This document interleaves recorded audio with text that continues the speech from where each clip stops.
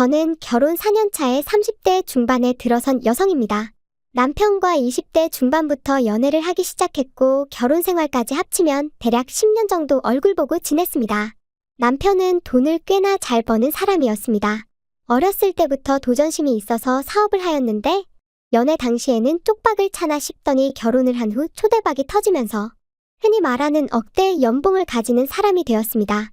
주변에 많은 사람들이 부러워했고 지인들은 저에게 어떻게 하면 그런 남자를 고르냐에 대해서 묻기 시작했습니다.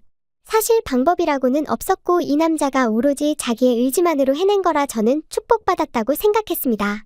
금전적으로 큰 문제는 없었지만 저희 부부에게 아이가 없다는 게 단점이었습니다.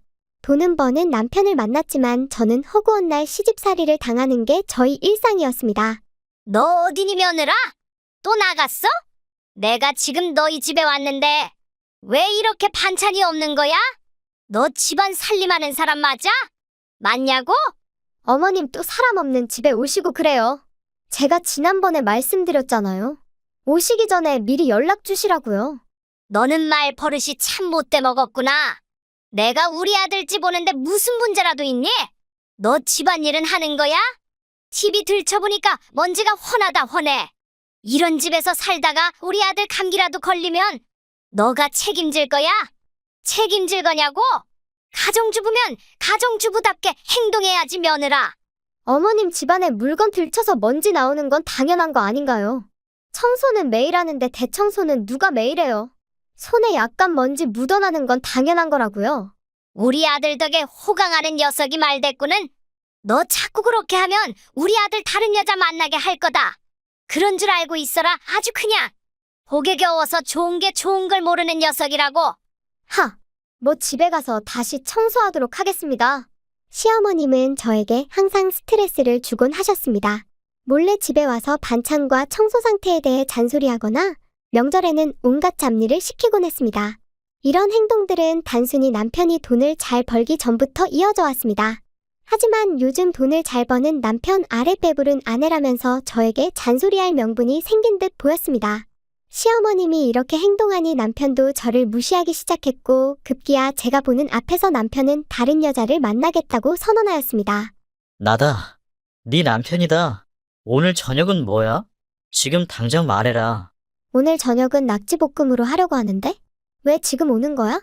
평소보다 일찍 연락했네. 일찍 오고 말고는 내가 정하는 거니까 너는 상관하지 마. 그리고 낙지볶음 가지고 되겠어? 그 정도 가지고는 어림도 없으니까 당장 소고기 사와. 내 카드로 사지 말고 네 카드로 사는 걸 잊지 말고. 됐어, 이미 늦었어. 오늘은 낙지볶음에 밥 먹어. 무슨 갑자기 소고기 타령을 하는 거야? 네가 항상 이런 식이니까 내가 너를 싫어하는 거야. 이런 연봉 벌어들이면서 여자한테 잔소리나 듣고 말이야. 이럴 바엔 그냥 다른 여자를 구하던가 해야지 참. 뭐? 다른 여자를 구한다고. 당신 오늘 아침에도 소고기 먹고 했잖아? 그런데 뭐가 문젠데? 매일 고기 반찬 주고 오늘은 비싼 낙지까지 사왔는데 그게 문제가 되는 거야? 되는 거냐고. 내가 원하는 대로 해줘야지. 당신은 항상 당신 마음대로 하잖아? 그게 문제인 거지 뭐 다른 게 문제야? 됐고 소고기나 사오거라. 안 그러면 나는 바람을 피겠다. 바람 피고 싶으면 펴라. 나도 시어머니 때문에 스트레스 받아서 못 살겠으니까. 바람은 피는데 나는 이혼은 못 해준다. 그렇게 알고 있어. 합의 이혼할 거면 돈을 주던가. 싫으면 양다리 걸치고 살라고. 남편은 시어머님과 마찬가지로 저에게 음식 가지고 잔소리를 하기 시작했습니다. 사실 제가 음식을 못하는 편도 아니었고 매번 메인 반찬으로 맛있는 것들을 사왔습니다. 하지만 남편은 뭐가 불만인지 매번 저에게 잔소리하기 시작했고 급기야 다른 여자를 불러온다고 하더군요. 화가 난 저는 알아서 하라고 했습니다. 연봉 2억의 남편 사실 이 이야기를 하기 전부터 만나는 여자가 있었고 만삭의 아이까지 임신했다는 사실을 최근에 알게 되었습니다. 모든 게 그의 뜻대로 되는 듯 싶었지만 코로나가 점점 끝나감에 따라 남편의 사업도 망하기 시작했습니다. 하지만 남편은 이런 사실들을 철저히 숨기고 있었습니다. 마스크 관련 사업을 하고 있던 남편은 돈이라도 벌면 다행이지 그동안 생산해둔 마스크를 처리하지 못해 폐기할 위기에 처했고 사업은 점점 빚더미에 앉게 되었습니다. 이렇게 어려운 순간에 남편의 상간녀에게 긴급히 연락이 와서는 저에게 한마디 하기 시작했습니다. 똑똑 억대 연봉을 가진 남편의 부인분 되시나요? 저는 상간녀입니다. 어떻게 하죠? 오랜 기간 임신을 못했다고 들었는데 제가 임신을 해버렸네요? 아, 그렇게 만든다고 노래를 불렀던 상간녀가 알아서 연락을 주셨네. 네, 잘 주셨습니다. 아이까지 가지셨다고요? 축하드립니다. 아이만 가진 게 아니라 아이를 출산까지 했습니다. 길게 이야기하지 않겠습니다. 그 남자를 놓아주세요. 이제 아이가 있는 이상. 제 남자입니다. 뭐 그렇게 하도록 하죠.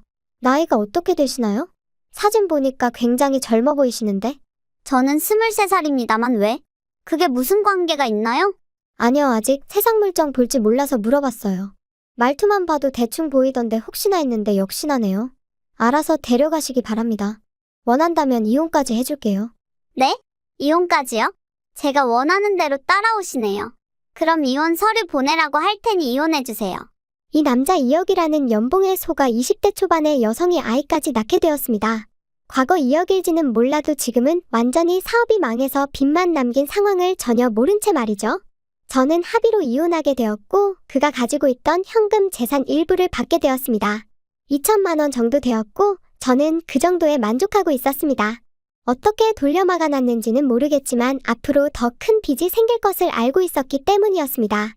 매일 하루가 멀다 하고 코로나가 종료되면서 마스크 관련 사업들이 망해가고 있다는 이야기를 듣고 있었습니다. 그렇게 6개월이나 시간이 흐른 뒤 어느 날 상간녀에게서 한 번 더 연락이 왔습니다. 저기요. 왜 저한테 이야기 안 해줬어요? 이 남자 사업 망해서 빚덩이에 앉았다는 사실이요. 제가 이야기할 시간이나 주셨나요? 그리고 제가 그거를 왜 이야기해줘야 하죠? 당신이 물어보기나 하셨나요? 아이 낳았다고 이혼해달라고 해서 해줬는데 그게 무슨 문제라도 되는 거냐고요? 그건 아닌데.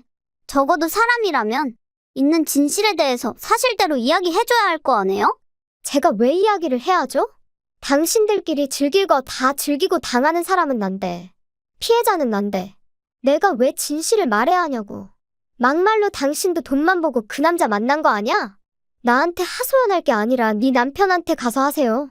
저보다 나이도 많고 경험도 많은 사람이 왜 이렇게 냉정하세요? 사회 선배 아니에요. 선배?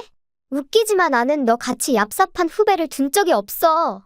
너랑 할 이야기 없으니까 이제는 차단한다. 이혼한 후 시간이 지나 상간녀가 저에게 연락하기 시작했습니다.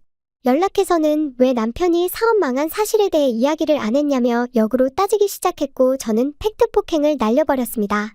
그 여자를 통해 남편에 대해 들어보니 사업이 완전히 쫄딱 망해서 돈도 벌지 못하고 길거리에 나앉을 신세가 되었더라고요. 얼마나 통쾌한지 모르겠습니다. 벤츠에서 똥차가 된 이 남자를 다른 여자에게 넘기는 쾌감이란 이루 말할 수가 없었습니다. 저는 그 남자와 이혼한 돈을 가지고 잘 먹고 잘 살고 있는데 말이죠. 앞으로 결혼이라는 것은 더욱 신중히 해야 한다는 것을 다시 한번 느꼈습니다.